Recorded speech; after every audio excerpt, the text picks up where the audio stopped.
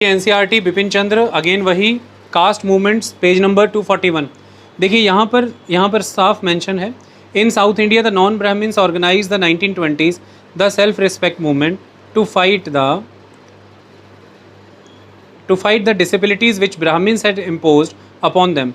Numerous satyagraha movements were organized all over India jointly by the upper and the depressed caste. यहाँ पर specifically Periyar का नाम नहीं दिया, लेकिन कलेक्टिवली जहाँ पर एंटी कास्ट मूवमेंट नाम दिए हैं वहाँ पे उनका नाम दिया है।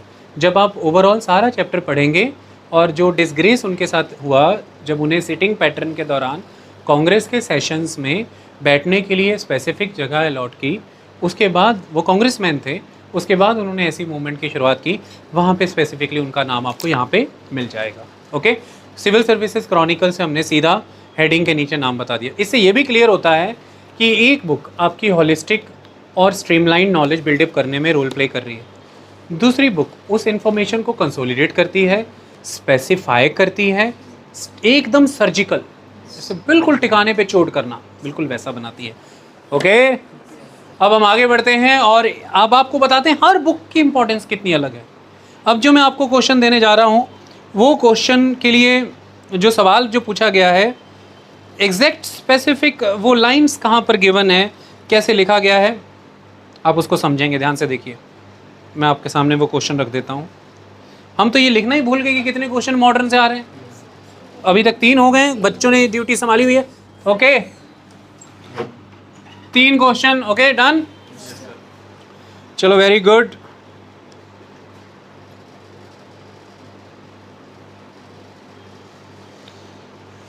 ओके, अगला क्वेश्चन पढ़ते हैं। तो थोड़ा सा बेहतरीन क्वेश्चन है ये भी, we have to discuss it. Consider the following statements about the Raja Ram Mohan Roy.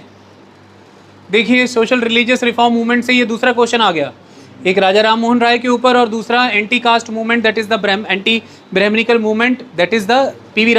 Ramaswamy Naicker. 2 question एक टॉपिक से, सोशल रिलीजियस रिफॉर्म मूवमेंट से। कितना इंपॉर्टेंट है social religious reform movement. So consider the following statement about Raja Ram Mohan Roy, which of the statement correct. Okay, he possessed great love and respect for the traditional philosophical systems of the East. For the traditional philosophical systems of the East, Vedantic ideas, Vedantic philosophies, इन सब के प्रति उनका ज़बरदस्त प्रेम और सद्भाव था, सम्मान था। इसलिए तो वो उनके ओरिजिनल वर्जन्स को रीइंस्टेट करना चाहते थे, इसलिए तो वो उनको ट्रांसलेट कर करके लोगों के सामने लेकर के जा रहे थे कि आपको बीच के दौर में आए हुए लोगों ने भ्रमित कर दिया है, गलत वर्जन्स पढ़ा दिए हैं, मैं सत्य रूप को स्थापित करना चाह रहा हूँ। लेकिन दूसरी तरफ he desired his countrymen to accept the rational and scientific approach and the principle of human dignity and social equality of all men and women. दोनों बातें बिल्कुल सही हैं। Answer is both 1 and 2, C option. वो चाहते थे लोग western culture से साइंस एंड टेक्नोलॉजी भी देखें, वो सभी लोगों के लिए समान का भाव रखें, औरतों को पुरुषों को एक स्तर पर देखा जाए, महिलाओं को अवसर प्रदान किए जाएं। So both the statements are correct. हम हमारी किताब से निकाल करके बताते हैं आपको एनसीईआरटी से पहले।